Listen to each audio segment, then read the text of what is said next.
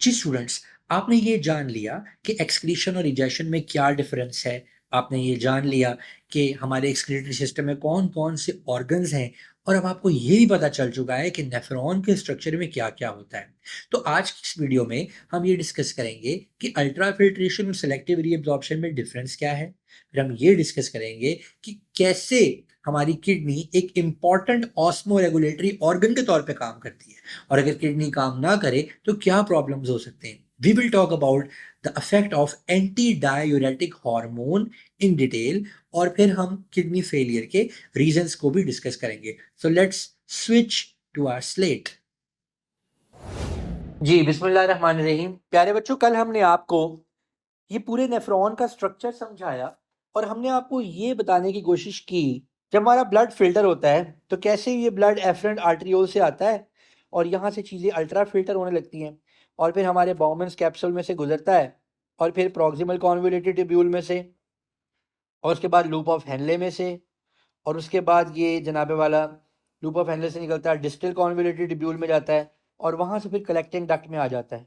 और जब हमारा यूरिन कलेक्टिंग डक्ट में आता है तो कलेक्टिंग डक्ट में आकर ये ड्रॉप हो जाता है हमारे यूरिटर्स के अंदर, और फिर ये यूरिटर्स में से पेरिस्टालसिस भी होती है और ग्रेविटी का एक्शन भी होता है आमतौर पे, क्योंकि हम मॉर्निंग टाइम में होते हैं, जाग रहे होते हैं, और यहाँ से ये ब्लड आते आते आते आते यूरिनरी ब्लैडर में जमा हो जाता है, और हम स्फिंक्टर मसल के एक्शन से इस सॉरी ये यूरिन इस यूरिन को अपने यूरिनरी ब्लैडर से रिलीज कर देते हैं। और जब हम इस यूरिन को रिलीज कर रहे होते हैं, इस प्रोसेस को साइंटिफिकली दो वर्ड्स हम इसके लिए यूज करते हैं। पहला आप बताएं, यूरिन रिलीज होने को क्या बोलेंगे? एक तो हो गया यूरिनेशन, और इसके लिए एक और वर्ड यूज किया जाता है, मिक्चुरेशन। मिक्चुरेशन। ऐसा ना हो कि कभी आपके सामने पेपर में मिक्सचुरेशन का वर्ड है और आप जानेगा ये ना बेटा, ये आगे कुछ देते हैं।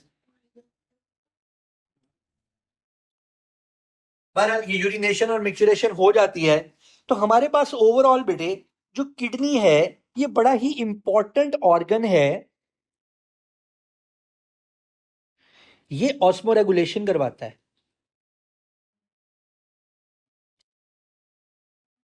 किडनी कैसे ऑस्मो रेगुलेशन कराता है और ऑस्मो रेगुलेशन होती क्या है? हम ये जानते हैं कि हमारी जो ब्लड प्लाज्मा है उसका एक खास एक पर्टिकुलर वाटर पोटेंशियल होना चाहिए। उसका एक खास वाटर पोटेंशियल होना चाहिए। अगर हमारा ये ब्लड प्लाज्मा बहुत ज्यादा डाइल्यूट हो जाए, यानी इसमें बहुत ज्यादा पानी ऐड हो जाए, तो भी ये एक बीमारी है, एक प्रॉब्लम है। और अगर हमारा ये ब्लड प्लाज्मा बहुत ज्यादा कॉन्सेंट्रेटेड हो जाए, बहुत ज्यादा कॉन्सेंट्रेटेड हो जाए, तो ये भी गलत है। सो हमारे ब्लड प्लाज्मा को एक खास रेंज में मेंटेन करके रखना बहुत जरूरी है, और इसको इस रेंज में मेंटेन करने में हमारी किडनी बड़ा इंपॉर्टेंट रोल प्ले करती है। पहले तो ये समझते हैं कि इसकी इंपॉर्टेंस क्या है। बेटे, अगर आपके ब्लड में यूरिया की कॉन्सेंट्रेशन अप हो जाए तो आपका जो ब्लड प्लाज्मा है ये क्या हो जाएगा? हाइपरटोनिक। क्या हो जाएगा? हाइपरटोनिक। और हाइपरटोनिक सोल्यूशन का प्रॉब्लम क्या होता है? फर्ज कीजिए कि ये ब्लड प्लाज्मा है और ये हाइपरटोनिक हो गया और इसमें ये आपके रेड ब्लड सेल्स हैं। हाइपरटोनिक सोल्यूशन का प्रॉब्लम क्या है? क्या होगा? आपके रेड ब्लड सेल में से वाटर बाहर निकलना शुरू हो जाएगा। जो जो भी सेल्स इसके कांटेक्ट में आएंगे, जी बेटे, है ऐसा नहीं हो सकता। हर बेसिक बायोलॉजी में है ये, क्योंकि इसके बगैर तो हम बहुत सारे कॉन्सेप्ट्स को समझ ही नहीं सकते। लेकिन ये हमारे एग्जाम्स में जो आएगा ना ही बुक में और ना बुक में आएगा। You need to know this, क्योंकि आईजीसीएसई करने के बाद भी आपने ए लेवल्स तो करना है ना। चलो, आपने कंप्यूटर साइंस पढ़ना होगा, लेकिन ये यू नीड टू नो। इसके बगैर आप बहुत सारे कॉन्सेप्ट देखें। Why insulin is important for our body, why if glucose is a useful thing, why we need to get rid of the excess glucose from our body? We need to know that we have to maintain water potential of our blood. We need to know how is water moving from one place to another. Do you have osmosis का concept in your IGCSE? Yes ना?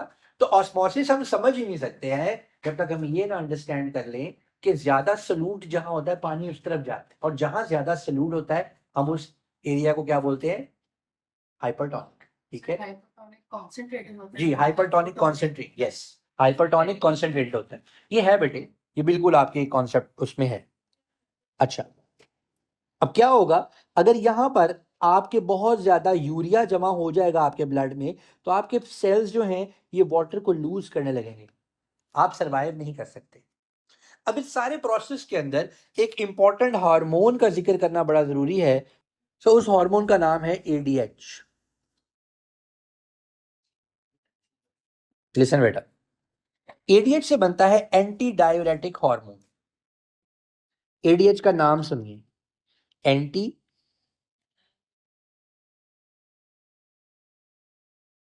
Diuretic hormone. एक word है diuresis. Diuresis का क्या मतलब होता है? Anti diuretic hormone. Diuresis का क्या मतलब होगा? डायूरेसिस का मतलब होता है एक ऐसी चीज जो यूरिन प्रोड्यूस करवाए। यूरिन प्रोड्यूसिंग, जो चीज यूरिन प्रोड्यूस करवाती है हमसे बोलते हैं डायूरेटिक है ये। हम कहते हैं खरबूजे खाओ, ये चीजें खाओ, डायूरेटिक है, आपको ज्यादा यूरिसिस होगा, आपको ज्यादा यूरिन आएगा, राइट, आपकी बॉडी से पानी निकलेगा। ब्लड प्रेशर पेशेंट्स वो भी यही काम कर रहे होते हैं, ऐसी दवाइयां खाते हैं, बार बार यूरिनेट करते हैं, उनका ब्लड प्रेशर नॉर्मल हो जाता है, राइट। अब एंटी डायूरेटिक का मतलब है यूरिन को रोकने वाला, यूरिन को स्टॉप करने वाला। होता क्या है? डायूरेसिस। डायूरेसिस। अब होता क्या है? होता यह बेटे, अगर आपकी बॉडी में एक्सेस वाटर मौजूद है तो बताइए आपको कम यूरिनेशन होगी कि ज्यादा यूरिनेशन होगी? एक्सेस वाटर है, more urination. And if you have less water inside your body, अगर आपके पास कम पानी है तो क्या होगा? Less urination. यूरिन को स्टॉप करवाने वाला, यूरिन को रोकने वाला, या वाटर को ज्यादा रीअब्सॉर्ब करवाने वाला, देखें, अगर आपकी बॉडी में लेस वाटर है तो फिर आप क्या करते हैं? पानी को ज्यादा रीअब्सॉर्ब करते हैं, मोर रीअब्सॉर्प्शन। और ये मोर रीअब्सॉर्प्शन कौन करवाता है? मोर रीअब्सॉर्प्शन करवाता है एडीएच। अब याद रखने का तरीका क्या है? अगर आपको लेस यूरिन प्रोड्यूस हो रहा है आपकी बॉडी में, if you are dehydrated, if you have less water inside your body, more ADH will be produced. If you have less water in your body, अगर आपकी बॉडी के अंदर लेस वाटर है, कम पानी है, तो आपकी बॉडी के अंदर ज्यादा एडीएच रिलीज होगा, मोर एडीएच। जितना ज्यादा एडीएच रिलीज होगा वो उतना पानी को रीअब्सॉर्ब करवाएगा और आपकी किडनीज लेस यूरिन प्रोड्यूस करेंगी, वो कहेंगी पानी पहले ही कम है, कम यूरिन प्रोड्यूस करो। मगर इस केस में अगर लेस यूरिन है, अगर लेस वाटर है और एडीएच है और ज्यादा रीअब्सॉर्प्शन है, तो यूरिन क्या होगा? यूरिन कॉन्सेंट्रेटेड हो जाएगा। क्या हो जाएगा? Concentrated urine. लेकिन अगर आपकी बॉडी में एक्सेस वाटर है, आप मोर यूरिनेशन करते हैं, इसका मतलब क्या है? मोर यूरिनेशन का मतलब है रीअब्सॉर्प्शन ज्यादा होगी कि लेस होगी? Less reabsorption is equal to no ADH production. ADH production नहीं होगी। और यूरिन कैसा प्रोड्यूस होगा? कॉन्सेंट्रेटेड के डाइल्यूट? डाइल्यूट।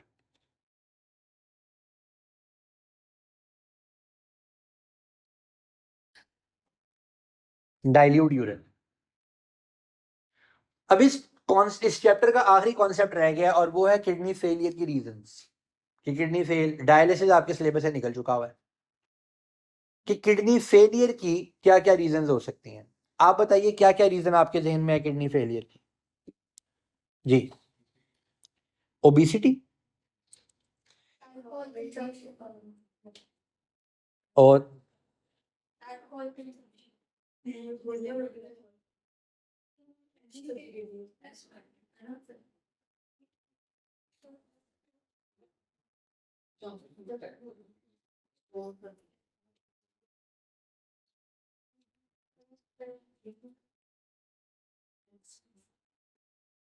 पहली रीजन किडनी फेलियर की होती है इंजरी। इंजरी, आपको कोई बंदा कहे वो देखो ऊपर क्या है, वो आप ऊपर देखें, बैक साइड से आपके किडनी में खंजर मार दे, बेचारी किडनी खराब हो जाएगी, कट जाएगी। या कोई आपको टक्कर मार दे, आप गिर जाए, आपको खुदा ना खास्ता गाड़ी क्रश कर दे किसी को, आपको नहीं किसी को, ठीक है। इसीलिए तो अल्लाह ने 2 किडनी दी हैं।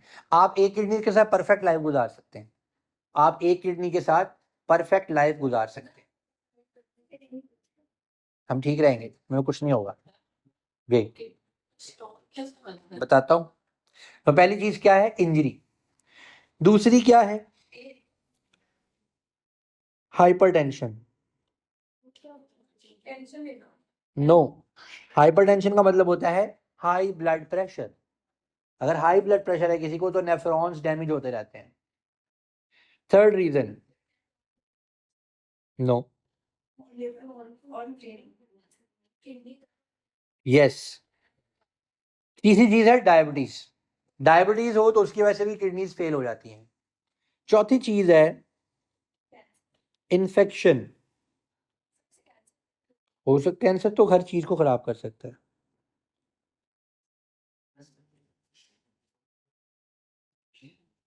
इन्फेक्शन। और पांचवी चीज है किडनी स्टोन्स। अब इनके इलाज क्या क्या है। इंजरी का कोई इलाज नहीं है, खुदा ना खास्ता इंजरी हो गई हो गई।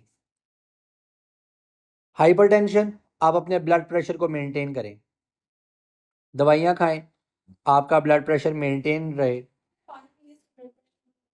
और भी कई चीजें हैं। डायबिटीज का क्या इलाज है, आप प्रॉपरली इंसुलिन यूज करें और अपनी ब्लड शुगर हाई ना होने दें, ठीक है। इन्फेक्शन का क्या इलाज है कि आपको क्या खानी पड़ेंगी, एंटीबायोटिक्स। और किडनी स्टोन्स के 3-4 इलाज हैं। नंबर 1, आप इन किडनी स्टोन्स को लेजर के जरिए ब्रेक कर सकते हैं।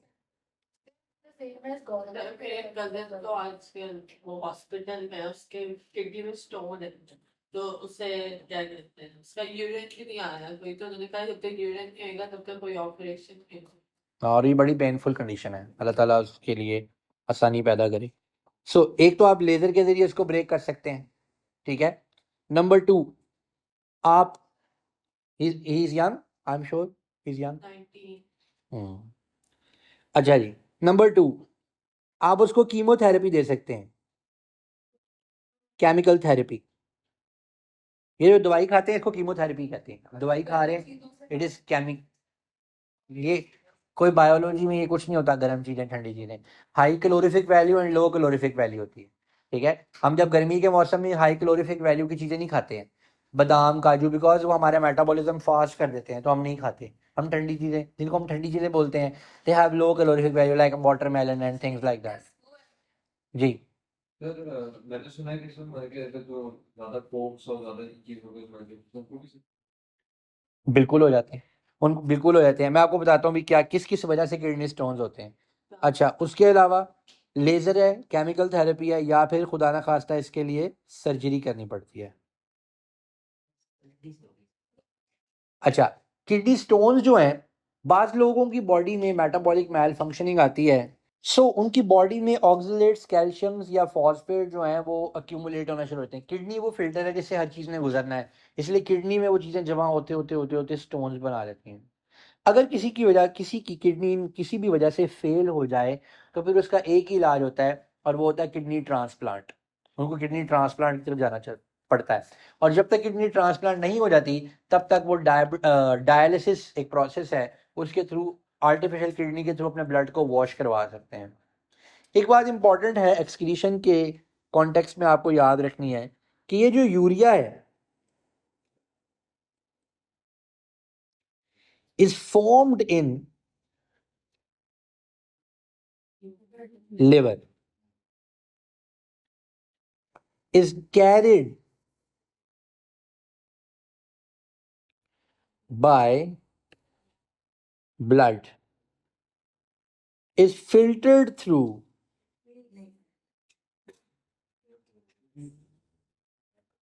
kidneys, it's stored in